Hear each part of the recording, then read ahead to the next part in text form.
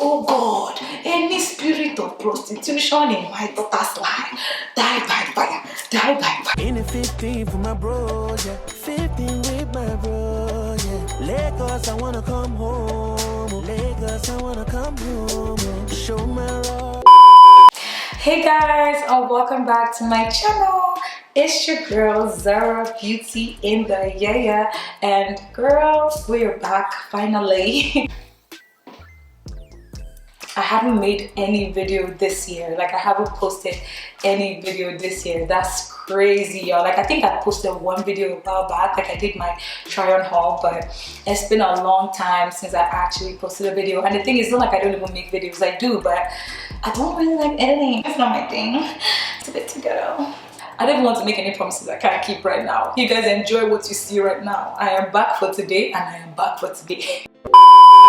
So in honor of Mother's Day, I'm going to be doing a Mother's Day story time for you guys.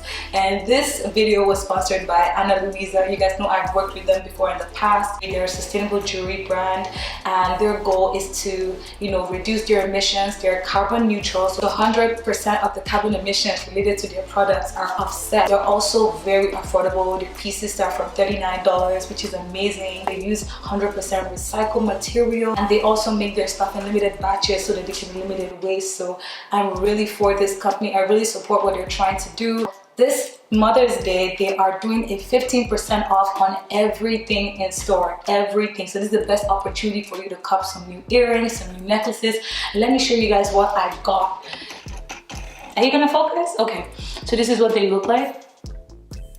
Oh girl, oh my god, you're so cute. I got these two brand new, and this other one I've had now for over a year and a half. And then I've also worn this necklace since last year as well. And although they're made from 100% recycled materials, they still last. They still have a good shelf life, so they're definitely worth it. And I suggest you guys take this opportunity to check them out, get you 50% off. I'm gonna put all the links in the description box below. So down to the story time, girl. This was the time that my mom cut me stuff in my bra socks. Okay, so I was like in 8th grade or something, and I don't know if I've told you guys this before, but I was a late bloomer. Okay, like I ain't got no titties, no ass, no nothing till like the 9th or 10th grade. Then I started filling out my hips and everything like that, right?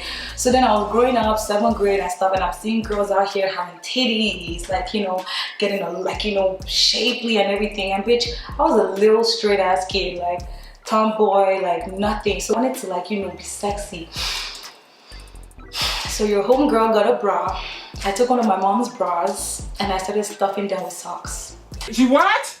Me.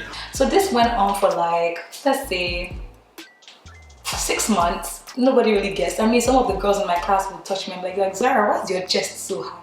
Zara, why's your chest moving? I touched your boobs and something shifted. And I'm like, oh, that's my boobs now. It's big, it's growing now. And I was so delusional that when they would hit me, I feel like it hurt. I'm like, oh, it hurts. Oh my god, I'm so embarrassed. Are you not embarrassed? This is really embarrassing. I don't know what the hell I was thinking.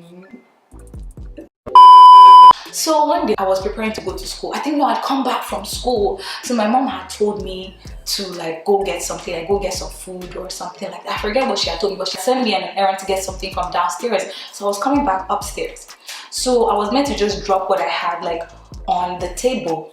Girl, my titties fell. Jesus is Lord. You can be prosecuted for that. Yeah, my titties fell. Like, imagine me wearing your school uniform, it was free, so my bra was hanging. But the thing is, the socks, the bra was not even my size. I'm wearing my mom's bra, so there was a huge gapy hole. So I've always been able to wear a training bra and something and band it twice so it didn't stay. But I come back from school, I've taken the first one off. I was literally about to go take everything off before I came back. And I was always so smart not to wear it in front of my mom, but I didn't expect her to send me an errand before I even got undressed. So then the socks fell out. My mom looked at the socks and looked at me. I looked at the socks, I looked at my mom. Yikes. Have you committed suicide before? Yes. Oh, I can't believe I'm actually telling you guys this. Oh my god. My mom was like, what is this? And where did it come from? Because it was balled up. Girl, when I told you that this, I already packaged This thing was packaged, it was bold. I had like 2 socks turned upside down and around to make it like really soft. And then I used like microphone thing, like that like microphone foam. So I wrapped it around the socks as well. So it was really solid, it looked really good. It didn't look like really fake, like it was smooth. It had a smooth finish. Because this shit really just literally dropped from my shirt. So she's looking at it like, what the fuck is this? And I'm like, eh. And you know, in Nigeria, sometimes like playing the fool is the best. I was like, I don't know, where did it come from? Oh my god. Oh my god! Wow! I see my mom was like, don't be stupid. I was like, I'm finished. I'm finished. She now said, open your shirt. Put your shirt up. I was like, mommy, like, I cannot. She said, put your shirt up. There was only one that fell, so the other one was there. So that was the culprit. I can't even say that this came from somewhere like a ball my brother's made or something. No, like legit. Yeah, I had one boob in and one boob out. This is not the only thing I have to worry about. I have to worry about the fact that I'm wearing her motherfucking bra. How am I going to explain to her that I'm wearing her bra? And I remember my mom was looking for this bra at some point, and I said I hadn't seen it. Meanwhile, that was my ticket to sexiness. Mom was like, lift it up right now. Right now. I was like, well, at this point, it is what it is. It is what it is. It is what it is. So I lifted my shirt up and she just looked at me. She was like, are you possessed? She came to look into my boobs and she saw the rounded up, balled up contraption I'd made. And she was like, hey, you want to be a prostitute? African parents are thinking their kids are prostitutes just by being teenagers. Like, it's actually really sad because I feel like we didn't even really understand how to properly like interact with people of opposite sex and how to understand our sexuality because we're so over policed. Every little thing we did trying to understand our puberty and sexuality was always demonized by our parents, and this was something that was such a huge deal back then. And I'm like, I'm a growing girl. I was 13 at the time. Like, obviously I did not mean this bad in a bad way. I just wanted to feel like sexy, but that's not how it comes across to African parents. She said, are you an ashawo? Why do you want to have breasts at a young age? Your breasts will grow. Then she started stressing. I was like, please don't call my auntie. Please don't call my auntie. And this auntie was the one, like, is the one that's like the strictest of them all. Like, any little thing she thinks that you need to go and see a pastor. And guess who she called? You want to see crazy? Let's say my auntie name is Claro. She said, Claro, do you know that Zara started putting socks inside her bra so that she will have breasts? Somebody's pressing her breast. Guys, this was so ghetto. Like, my auntie was like, hey, I'm going to take her to my house. I will teach her the word of God before she goes astray. In my head, I was like, I literally just wanted boobs. Like, that's it. She said, pray for me. Oh God, any spirit of prostitution. It's so crazy how like women's bodies were so sexualized. As a young child, if you were an early bloomer, they call you a prostitute. Like, you can't even grow breasts without someone telling you you're growing breasts because they are pressing your breast.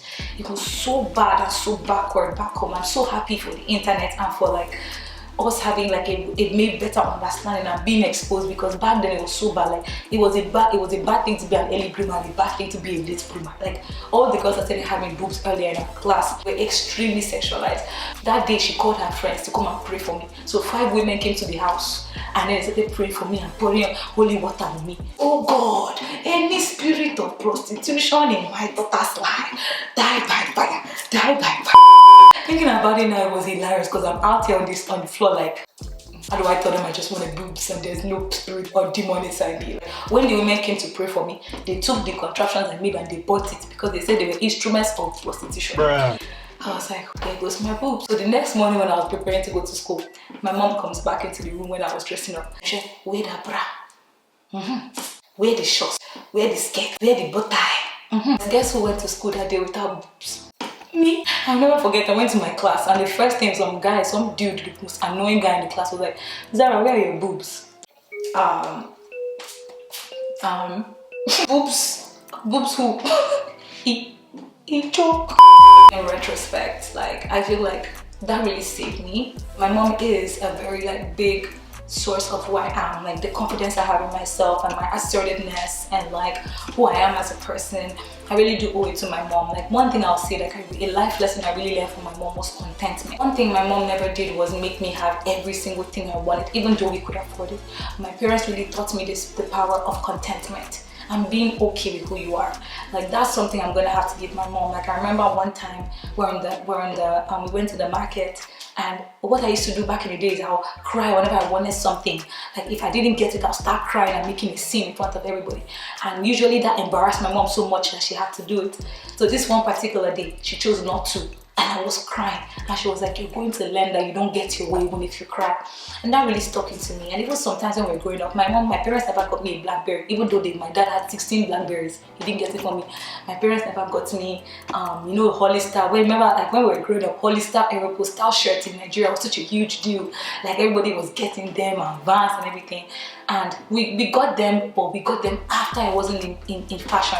And then I asked my mom this one time, I was like, why is it that we could afford to get all those things back in the day? Like I could have had a BlackBerry when my friends were having a BlackBerry instead of using a Motorola. I could have had like the designer stuff that all my friends were having then. It's like, why didn't you guys give it to us? And I remember my mom said, she was like, because I wanted you to know that that doesn't define you. And that has really stuck with me. Like what you have and your material possessions and stuff, they really don't define you. That's why till this day, even if I can afford to do something, because I don't have to if I don't see any value in it, right? It really made me step and think like all these things that I was dying for, all those things I was throwing a tantrum for, all those things that I didn't really let my parents sleep over, were they really necessary? I just wanted them so I could feel a mom. I just wanted them so that I could belong, so I could feel like validated. And I came to realize that honestly, that's not who I wanted to be. I'm okay in my own skin, and that's something I have to give to my mom. Being a mother is such a powerful thing, and kudos to every single mother out there. Who child?